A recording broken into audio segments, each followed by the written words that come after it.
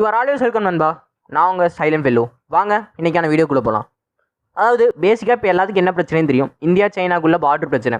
இப்போ அதோட முக்கியமாக என்னன்னு தெரியுமா, சோஷியல் மீடியாவில் ஒரு விஷயம் ட்ரெண்டிங் ஆகிட்டே இருக்குது. அதாவது #boycott சைனீஸ் ப்ராடக்ட்ஸ். அதாவது சைனீஸ் ப்ராடக்ட்ஸ் எங்களுக்கு தேவையே இல்லை, சைனீஸ் ப்ராடக்ட்ஸை தடை செய்யுங்க. இன்னும் சில பேர் எக்ஸ்ட்ரீமாக போயிட்டு சைனீஸ் ப்ராடக்ட்ஸை கம்ப்ளீட்டாக அவங்க வீட்டிலேருந்து உடைக்கிற மாதிரிலாம் இருக்குது. ஸோ இது ஒரு லாங் டேர்ம் சொல்யூஷனான்னு கேட்டால் நிச்சயமாக கிடையாது. ஷார்ட் டேர்மில் நம்ம ஒரு எமோஷனலாக பண்ணுறோம். இது லாங் டேர்ம் சொல்யூஷன் இல்லைன்னா இது ஒரு லாங் டேர்ம் சொல்யூஷன் தான். என்ன நம்ம என்னதான் பண்ணால் நிச்சயமாக இது மாதிரி பாய்காட் சைனீஸ் ப்ராடக்ட்னு தைரியமாக சொல்ல முடியும். அந்த மாதிரி ஒரு இன்ஃபர்மேட்டிவான வீடியோ தான். ஸோ இந்த வீடியோ நிச்சயமாக ஏதோ ஒன்று கற்றுப்பீங்க. ஸோ இந்த வீடியோ ஸ்கிப் பண்ணால் ஃபுல்லாக பாருங்கள். வாங்க வீடியோக்குள்ளே போகலாம்.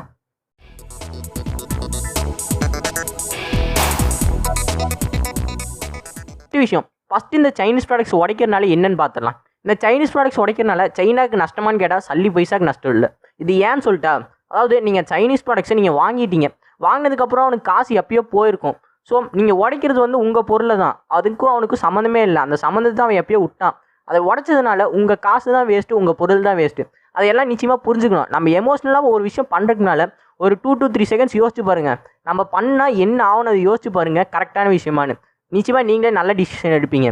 இன்னொரு விஷயம் எல்லாம் புரிஞ்சுக்க வேண்டிய விஷயம், அதுவும் நம்ம வாங்குறவங்களா இருக்கணும், கன்சியூமராக இருக்கணும், இல்லை எக்ஸ்போர்ட் பண்ணுற இடமா இருக்கட்டுமே, எல்லா இடத்துலையும் எப்படின்னு யோசிச்சு பாருங்கள். நீங்கள் ஒரு பொருளை வாங்குறீங்கன்னா அது சைனாவில் மேட் ஆகுதா, அதனால் நான் வாங்குகிறேன். சைனாவில் மேட் ஆகலையா, அதனால் நான் வாங்குகிறேன். அது மட்டும் இல்லாமல் வேறு நாட்டு பிராண்ட், அதெல்லாம் நீங்கள் பார்த்து வாங்கவே மாட்டீங்க. நீங்கள் எதை பார்த்து வாங்குவீங்க? நீங்கள் கொடுக்குற காசுக்கு அது ஒர்த்தாக இருக்கா? ஃபார் எக்ஸாம்பிள் நீங்கள் ஒரு ஃபோன் வாங்கினா எதை பார்த்து வாங்க? ப்ராசஸர், டிஸ்பிளே, இதெல்லாம் பார்த்து தான் வாங்குவீங்க. அதில் இருக்க டெக்னாலஜியை பார்த்து வாங்குவீங்க. நீங்கள் கொடுத்த காசு கரெக்டாக இருக்கா, லோ ப்ரைஸில் இருக்கா, குவாலிட்டியாக இருக்கா, இதெல்லாம் பார்த்து தான் வாங்குவீங்களே தவிர அது சைனீஸ் ப்ராடக்ட்ஸா, இந்தியன் ப்ராடக்ட்டா, கொரியன் ப்ராடக்ட்டா, அதெல்லாம் நீங்கள் நிச்சயமாக பார்த்து வாங்கவே மாட்டீங்க. அதான் உண்மையான விஷயம். ஃபார் எக்ஸாம்பிள் நீங்கள் வாங்குற பொருள் நீங்கள் கடைக்காரங்கிட்ட வாங்குவீங்க. அந்த கடைக்காரர் வேறு ஒருத்தங்கிட்ட வாங்குவான், அவன் வேறு ஒருத்தங்கிட்ட வாங்குவான். கடைசியாக ஒரு செயின் எங்கே நிற்கும் தெரியுமா? எக்ஸ்போர்ட் ஆகிற இடத்துல நிற்கும். நம்ம எல்லாம் ஹோல் ஹார்ட்டடாக, அதாவது நம்ம இருக்க இந்தியாவில் இருக்க 130 கோடி மக்களும் சேர்ந்து சைனீஸ் ப்ராடக்ட்ஸ் வாங்கமானா அப்படின்னு போராடினா வேணால் இதுக்கு பாசிபிள். ஆனால் இப்போ நமக்குள்ளே ஒரு கிளாரிட்டி ஆஃப் தாட்ஸ் இல்லை. அதாவது நமக்குள்ளே கிளியராக இந்த விஷயம் பண்ண போகிறோம், நான் நிச்சயமாக இந்த மாதிரி சைனீஸ் ப்ராடக்ட்ஸ் வாங்க மாட்டேன் அப்படின்னு யாருக்குமே இல்லை.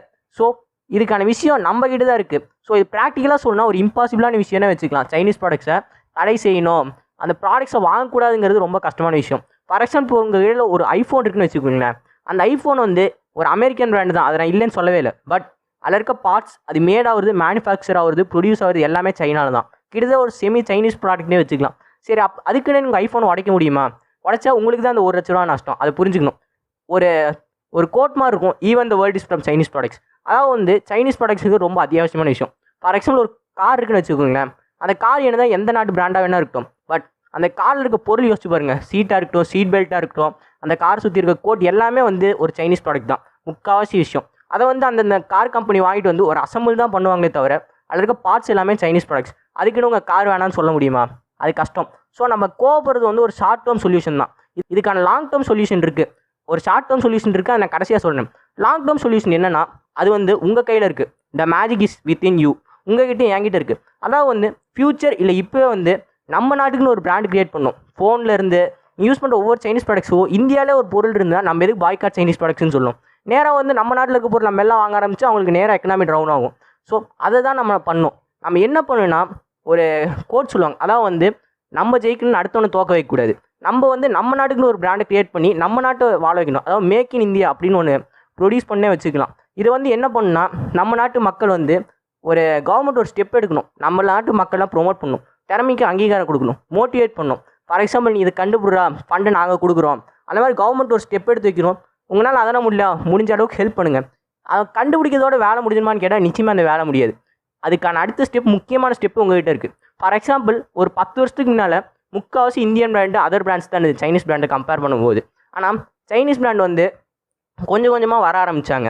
அவங்க எல்லாமே நான் சொன்ன மாதிரி குவாலிட்டி, அது இல்லாமல் சீப், அது மாதிரி கொடுக்க ஆரம்பித்தாங்க. ஸோ அதனால தான் இப்போ சைனீஸ் ப்ராடக்ட் ஒரு டாப் லெவலில் இருக்குது. ஸோ அந்த மாதிரி நம்ம நாடு பண்ண ஆரம்பிக்கணும். அடுத்த விஷயம் என்னென்னா, நம்ம நாட்டு பொருளை நம்ம ப்ரொமோட் பண்ண ஆரம்பிக்கணும், நம்ம வாங்க ஆரம்பிக்கணும். அதுதான் முக்கியமான விஷயம் நம்ம லேக் பண்ணுறது. For example Korean brand, Samsung விட்டுருங்க, நம்ம நாட்டிலே கார்பன், ஐபால் அந்த மாதிரி கம்பெனிலாம் வந்துச்சு. இந்தியன் பிராண்ட் மொபைல் ஃபோன்ஸே வந்துச்சு. நம்ம யாராவது சப்போர்ட் பண்ணணுமா? அதை விட்டு OnePlus, Vivo, Oppo, Redmi, Realme, Xiaomi, அது மாதிரி எல்லாமே சைனீஸ் பிராண்ட் ஃபோன் தான் வாங்க ஆரம்பித்தோம். நம்ம நாட்டு பிராண்ட் நம்மளே ப்ரொமோட் பண்ணலினா வேறு யார் ப்ரொமோட் பண்ணுவா, வேறு யார் வாங்கன்னு யோசிச்சு பாருங்கள். ஃபார் எக்ஸாம்பிள் சைனீஸில் ஒரு பொருள் வந்துச்சுன்னா அது ஃபஸ்ட்டு அவங்க ஒத்துக்கிட்டாங்க, அவங்க வாங்க ஆரம்பித்தாங்க. அதுக்கப்புறம் தான் வந்து மற்ற நாட்டுக்கு ப்ரொமோட் பண்ண ஆரம்பித்தாங்க. அப்போ தான் அவங்க வாங்குவாங்க. அதை புரிஞ்சுக்குங்க. உண்மையை சொல்லணும்னா இதெல்லாம் ஒரு நாள் 2 நாளில் நடக்கிற விஷயம் இல்லை. சைனீஸ் ப்ராடக்ட்ஸ் யோசிச்சு பாருங்களேன். ஒரு காலத்தில் சைனீஸ் ப்ராடக்ட்ஸா சீச்சி தள்ளி வை, இதில் குவாலிட்டியே இருக்காது அப்படின்னு சொன்ன காலம் போய் இப்போ எல்லா பொருளும் முக்கால்வாசி சைனீஸ் ப்ராடக்ட்ஸ் தான். இதுக்கான வந்து ஒரு நாள் 2 நாள் வந்துச்சுன்னா நிச்சயமாக கிடையாது. கடந்த 30 வருஷமாக, அதாவது 30 வருஷத்துக்கு முன்னாடி யோசிச்சாங்க 30 வருஷத்துக்கு அப்புறம் நம்ம நாடு இப்படி தான் இருக்கணும். அது மாதிரி எக்கச்சக்க ப்ராடக்ட்ஸ் கிரியேட் பண்ண ஆரம்பிச்சாங்க. ஃபார் எக்ஸாம்பிள் ஒரு பொருள் செய்யணும்னா என்ன பண்ணுவோம், அதுக்கு நிச்சயமாக ஸ்பேர் பார்ட்ஸ் வேணும். அந்த ஸ்பேர் பார்ட்ஸ்லாம் நம்ம நாடாக இருந்தால் என்ன பண்ணுவோம், நிச்சயமாக வேறு நாடுகிட்ட கடன் வாங்க ஆரம்பிச்சிடும். ஆனால் சைனீஸ் அப்படி பண்ணல. வேறு ஒரு ஸ்பேர் பார்ட் வேணுமா, நம்ம நாட்டிலே ப்ரொமோட் பண்ணுவோம், ப்ரொடியூஸ் பண்ணுவோம், அதுக்கு என்ன தடை அப்படின்னு யோசிச்சாங்க. ஸோ அவங்க ப்ரொடியூஸ் பண்ணிட்டு அவங்க நாட்டுக்குள்ளேயே ஒரு பிஸ்னஸ் எக்கோசிஸ்டம் ஃபார்ம் பண்ண ஆரம்பித்தாங்க, மார்க்கெட்டிங் எக்கோசிஸ்டம். அதனால் என்னாச்சு, அவங்க நாட்டில் இருக்க ஸ்பேர் பார்ட்ஸ் வச்சு அவங்க பொருள் கண்டுபிடிக்க ஆரம்பித்தாங்க. ஸோ அவங்களுக்கு மற்ற நாடு ஹெல்ப் தேவையில்லை. ஆனால் நம்ம அப்படியா, நம்ம ஒரு பொருள் ரெடி பண்ணால் அதை மற்றவங்ககிட்ட கேட்குறோம். இதுக்கான முக்கியமான ஸ்டெப் கவர்மெண்ட் கிட்டே இருக்குது, உங்ககிட்டே இருக்குது. இதெல்லாம் வந்து ரொம்ப லாங் டேர்ம் சொல்யூஷன். இப்போ ஷார்ட் டேர்மாக இப்போ நடக்கிற பிரச்சனைக்கு ஒரு ஷார்ட் டேர்ம் சொல்யூஷன் வேணும்னா அதுக்கான சொல்யூஷன் இருக்குது. அதாவது நீங்கள் அந்த என்னதான் பொருளை வந்து நீங்கள் பேன் பண்ண முடியாது, அது கஷ்டம் தான். பிகாஸ் வந்து இப்போ வந்து இந்த 2020 வேர்ல்டு மாடர்ன் வேர்ல்டில் மற்ற நாடோட ஹெல்ப் இல்லாமல் ஒரு நாடு சர்வே பண்ணுறது கொஞ்சம் கஷ்டம் தான். ஆனால் அந்த நாடோட எக்கனாமியை நீங்கள் ரியலாக டவுன் பண்ணுறதுக்கு ஒரு ஷார்ட் டேர்ம் சொல்யூஷனே வச்சுக்கலாம். அந்த மாதிரி இருக்குது. என்ன தானே கேட்குறீங்க, ஒரு சில ஆப்ஸ் நான் சொல்கிறேன், அதெல்லாம் சைனீஸ் ஆப்ஸு, அதெல்லாம் அன்இன்ஸ்டால் பண்ணுங்கள். நான் இந்த சொல்கிற எந்த ஆப்ஸுமே வந்து இந்த ஆப் இருந்தால் தான் என் ஃபோன் ஓடும், இது இருந்தால் தான் நான் உயிர் வாழணும், அந்த மாதிரி ஒரு ஆப்பும் இல்லை. நீங்கள் தைரியமாக அன்இன்ஸ்டால் பண்ணலாம். அந்த மாதிரி ஆப்ஸ் தான். ஸோ இந்த ஆப்ஸ்லாம் பொறுத்த வரைக்கும் ஃபஸ்ட்டு ஆப்ஸ் எப்படி வந்து காசு சம்பாதிக்கிறாங்கன்னு நீங்கள் தெரிஞ்சுக்கோங்க. ஆப்பை பொறுத்த வரைக்கும் அது என்ன தான் வந்து யூசர் இன்டர்ஃபேஸ் அப்படின்னு சொல்லுவாங்க. நீங்கள் பார்க்குற விஷயம், பார்க்குறது என்ன தான் இப்போ இருந்தாலும் அதுக்கு பின்னால் இருக்கிறது ஒரு கோடிங். அந்த கோடிங் வந்து ஒரு சர்வரில் கனெக்டாக இருக்கும். சர்வர்னால் ஃபார் எக்ஸாம்பிள் இன்டர்நெட் கனெக்ஷன் ஒரு வெப்சைட்குள்ளே போனீங்கன்னா அது ஒரு சர்வர். அந்த மாதிரி வந்து சர்வரில் இருக்கும். அந்த சர்வரை நீங்கள் எவ்வளோ நேரம், அதாவது அந்த ஆப் எவ்வளோ நேரம் யூஸ் பண்ணுங்களோ அது பொறுத்து உங்களுக்கு காசு கிடைக்கும். ஃபஸ்ட் வே. செகண்ட் வே தான் அதிகமாக எல்லோரும் சம்பாதிக்கிற விஷயம் ஆடு. அதாவது வந்து அதில் போகிற விளம்பரத்து மூலமாக சம்பாதிப்பாங்க. ஸோ ஒரு ஆப் மூலமாக தான் சைனீஸ் கிட்டத்தட்ட வந்து இந்தியாவில் அதிகமாக வந்து காசு சம்பாதிக்கிறாங்கன்னே வச்சுக்கலாம். நான் சொல்கிற எல்லா ஆப்ஸில் வந்து முடிஞ்ச அளவுக்கு வந்து நான் எதுவும் பெருசாக ஆப்ஸ்லாம் சொல்ல, இந்த ஆப்பில் அன்இன்ஸ்டால் பண்ணால் ஓரளவுக்கு நீங்களே வந்து பாய்காட் சைனீஸ் ப்ராடக்ட்ஸ் அப்படின்னு சொல்ல முடியும். இந்த ஆப்ஸ்லாம் நீங்கள் பண்ணிங்கனாலே உங்கள் எக்கனாமி கொஞ்சம் டவுன் ஆகும். அதை வச்சு அவங்களுக்கு ஒரு பயம் காட்டணும், அவ்வளோதான். நீங்கள் எடுத்தோன்னா பேன்லாம் பண்ணல, அவங்களுக்கு ஒரு பயம் காட்டிட்டிங்கனாலே போதும். ஸோ ஃபஸ்ட்டு நம்ம லிஸ்ட் இருக்குது. ஃபஸ்ட்டு எல்லாத்துக்கும் தெரிஞ்ச விஷயம் டிக்டாக்ங்கிற ஒரு விஷயம் தேவையே இல்லை. அதுக்கு பதிலாக வந்து எக்கச்சக்க ஆல்டர்னேட், நான் இந்த லிஸ்ட்டில் சொல்கிறேன் எல்லா ஆப்புக்குமே வந்து ஆல்டர்னேட்டிவாக நானே சொல்கிறேன். எக்கச்சக்கமாக ஒரு ஆல்டர்னேட்டிவ் விஷயம் நிச்சயமாக இருக்கும். அந்த மாதிரி ஆப்ஸ் நீங்கள் ப்ரொமோட் ஆரம்பிங்க. ஃபார் எக்ஸாம்பிள் டிக்டாக் என்ன தான் ஒரு என்டர்டெயின்மெண்ட்னால அதுக்கு பதிலாக எக்கச்சக்கமான விஷயம் இருக்குது. அதெல்லாம் விட்டு நான் டிக்டாக் தான் ப்ரொமோட் பண்ணால் அது என்னது?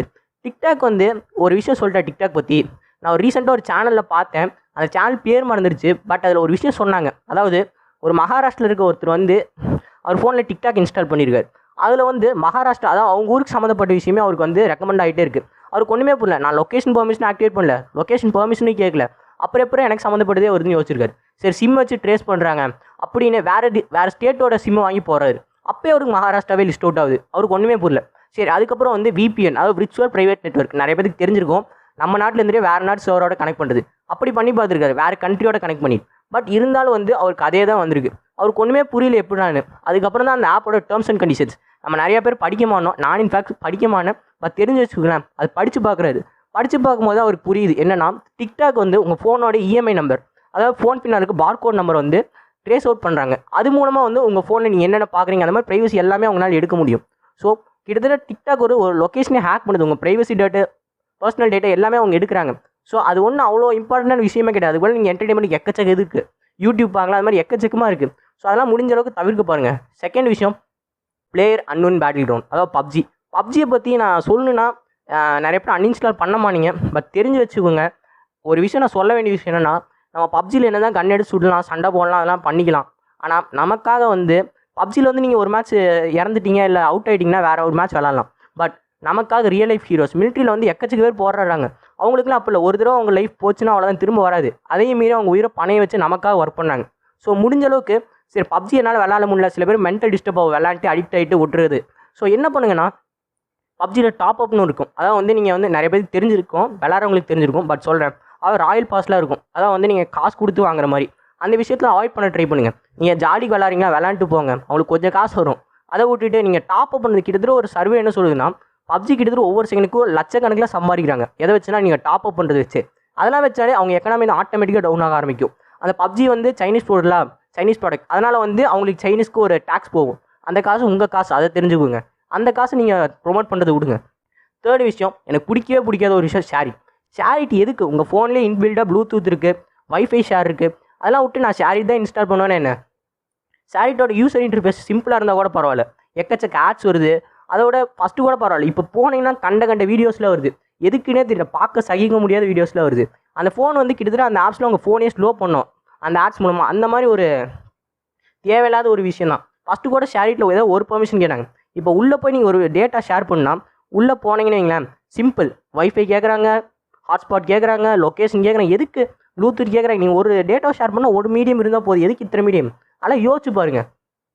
அடுத்த விஷயம் நம்ம லிஸ்ட்டுக்கு அடுத்தது வந்து ஜெண்டர் கிட்டத்தட்ட ஷேரிட் மாதிரி ஒரு ஆப் தான், அதுவும் டேட்டா ட்ரான்ஸ்ஃபரிங் ஆப் தான், அதையும் முடிஞ்சால் டெலிட் பண்ண பாருங்கள். 6th விஷயம் ஹலோ ஒரு என்டர்டைன்மெண்ட் ஆப். நிறைய பேருக்கு தெரிஞ்சிருக்கும், நிறைய பேர் அன்இன்ஸ்டால் பண்ண மாட்டேங்கன்னு தெரியும். பட் அதையும் தெரிஞ்சு வச்சுக்கோங்க. நம்மளால் அவங்க சைனாக்காரன் ப்ரொமோட் ஆகிறான், அதை வச்சு நம்மளே திரும்ப அடிக்கிறோம், அதை மனசில் வச்சுக்கோங்க. முடிஞ்ச அளவுக்கு அட்லீஸ்ட் அதை வந்து அன்இன்ஸ்டால் பண்ண ட்ரை பண்ணுங்கள், இல்லை குறைக்க வச்சு ட்ரை பண்ணுங்கள். 7th விஷயம் யூசி ப்ரௌசர் இல்லை யூசி ப்ரௌசர் மினி. எதுக்கு இந்த ஆப்பு? ஃபோன்லேயே இன்பில்டாக 1008 ப்ரௌசர் வருது. கூகுளோட ப்ரௌசர், ஃபோனோட இன்பில் ப்ரௌசர் எக்கச்சக்கமாக இருக்குது. எதுக்கு நீங்கள் இதெல்லாம் இன்ஸ்டால் பண்ணணும்? அதை கூட விடுங்க, கூகுள் கூட ஒரு சில டைம் வந்து அவங்களே ஒத்துக்கிறாங்க, அதாவது நாங்கள் வந்து யூசர் எக்ஸ்பீரியன்ஸுக்காக வந்து ஒரு சில ப்ரைவசி டேட்டாலாம் எடுக்கிறோம் அப்படின்னு. அதை விடுங்க, டக் கோ, அது இல்லாமல் வந்து பிரேவ் ப்ரௌசர், எபிக் ப்ரௌசர்லாம் விண்டோஸே ஆஃபீஸில் ரிலீஸ் பண்ணுது. அந்த மாதிரி ப்ரௌசர்லாம் நீங்கள் யூஸ் பண்ணலாமே, எதுக்கு யூசி ப்ரௌசர் அதோட தம்பி யூசி ப்ரௌசர் மினிலாம் யூஸ் பண்ணுங்க. இது 2 சைனீஸ் ஆப்ஸ். அடுத்து வந்து பியூட்டி ப்ளஸ் பற்றி சொல்லுனா ஒரு கன்றாவியான ஆப். அழகான மூஞ்சி எப்படிலாம் கேவலப்படுத்தலாமா அந்த மாதிரி ஒரு ஆப் தான். நம்ம நல்லா இருக்க மூஞ்சி அதுக்கு ஸ்பெஷல் எஃபெக்ட் கொடுக்குறேன்னு என்னென்னமோ பண்ணும், அதுக்கு நீங்கள் நார்மலாகவே எடிட் பண்ணலாமே, எதுக்கு இந்த மாதிரி தேவையில்லாத ஆப்பு? அடுத்து நம்ம லிஸ்ட்டில் இருக்க 10th விஷயம். 10th வந்து கேம் ஸ்கேனர். இது வந்து நிறையா ஸ்டூடெண்ட்ஸ் யூஸ் பண்ணுவீங்க, அதை பிடிஎஃபாக கன்வெர்ட் பண்ண. நான் ஒரு ட்ரிக் சொல்லிட்டா, பிடிஎஃபாக கன்வெர்ட் பண்ண ஐ லவ் பிடிஎஃப் அப்படின்னு ஒரு வெப்சைட் இருக்குது. அந்த வெப்சைட்டில் போய் அந்த வெப்சைட் கிட்டத்தட்ட நீங்கள் எந்த எக்ஸ்டென்ஷனாக டெக்ஸ்ட்டாக இருக்கட்டும், டாக்குமெண்ட்டாக இருக்கட்டும், எக்ஸலாக இருக்கட்டும், பவர் பாயிண்ட்டாக இருக்கட்டும், நீங்கள் எந்த விஷயம் வேணா இருக்கட்டுமே, அது எல்லாத்தையுமே வந்து நீங்கள் பிடிஎஃபாக ஃபார்மை கன்வெர்ட் பண்ண முடியும். பிடிஎஃப்லேருந்து அதை வந்து எந்த எக்ஸ்டென்ஷன் வேணால் கனெக்ட் பண்ண முடியும். ஸோ கேம் ஸ்கேனர் ஒரு ஆப் தேவையில்ல, சிம்பிளாக வந்து ஐ லவ் பிடிஎஃப் நெட்டில் கொடுங்க, ஆட்டோமேட்டிக்காக வரும். அடுத்து Clash of Clans, Mobile City, Mobile Legends, Mafia City, Game of Sultans, இந்த மாதிரி கேமிங் ஆப்ஸ் எக்கச்சக்கமாக வந்து சைனீஸ் தான். என்னதான் இதுக்கு ஆல்டர்னேட்டிவாக இல்லை, சரி எங்கன்னா விளாடாமல் இருக்க முடியல, தயவு செஞ்சு இந்த டாப் அப்புங்கிற விஷயத்தை ஒழிங்க. நீங்கள் டாப் அப்புங்கிற விஷயத்தை விட்டிங்கனாலே உங்களுக்கு நிறைய அடிப்படும். அடுத்து நம்ம லிஸ்ட்டில் இருக்க அடுத்த விஷயம் யூ டிக்ஷனரி வந்து நீங்கள் ஃபார் எக்ஸாம்பிள் உங்கள் கூகுள் ட்ரான்ஸ்லேட்னு ஒன்று இருக்குது, அதை விட்டு எதுக்கு யூ டிக்ஷனரி ஏற்றுறீங்க? டிக்ஷனரி உங்களுக்கு இல்லாதாப்பா, ப்ளே ஸ்டோரில் பண்ணால் 1008 டிக்ஷனரி வருது, எதுக்கு இந்த யூ டிக்ஷனரி?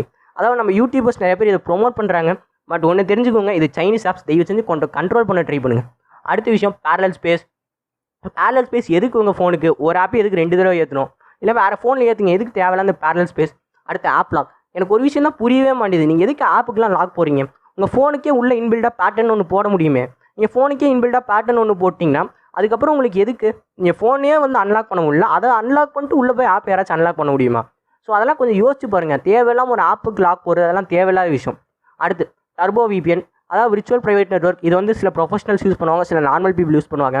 அடுத்த விஷயம் கிளப் ஃபேக்ட்ரி வந்து ஒரு இ-காமர்ஸ் வெப்சைட் தான், அதாவது வந்து இந்த அமேசான், ஃப்ளிப்கார்ட். அதுக்கு நீங்கள் நேரம் அமேசான், ஃப்ளிப்கார்ட்டை யூஸ் பண்ணாமல் எதுக்கு இந்த கிளப் ஃபேக்ட்ரியில் யூஸ் பண்ணுறீங்க?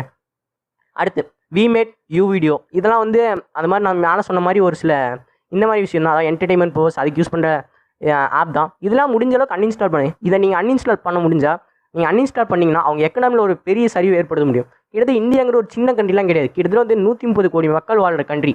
ஸோ நீங்கள் ஒருத்தர் நினச்சிங்கன்னா கிட்டத்தட்ட அந்த நாட்டோட எக்கனாமி கொஞ்சம் டவுன் பண்ணிங்கன்னா போதும், எல்லாத்தினாலையும் நிச்சயமாக இது முடியும். ஸோ சைனாவை பொறுத்த வரைக்கும் அவங்க எல்லா சைடும் சண்டை போட்டிருக்காங்க.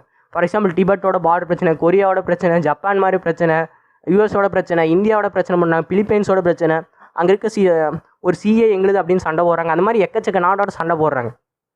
ஒன்று புரிஞ்சுக்கோங்க, சைனாங்கிறது ஒரு country. For example USA already எதிர்க்க ஆரம்பிச்சிட்டாங்க. அதில் இருக்க 40% ஆஃப் த சிட்டிசன் வந்து நாங்கள் சைனா ப்ராடக்ட்ஸ் கம்ப்ளீட்டாக அவாய்ட் பண்ணுறோம் அப்படின்னு அவங்களே சொல்லிட்டாங்க.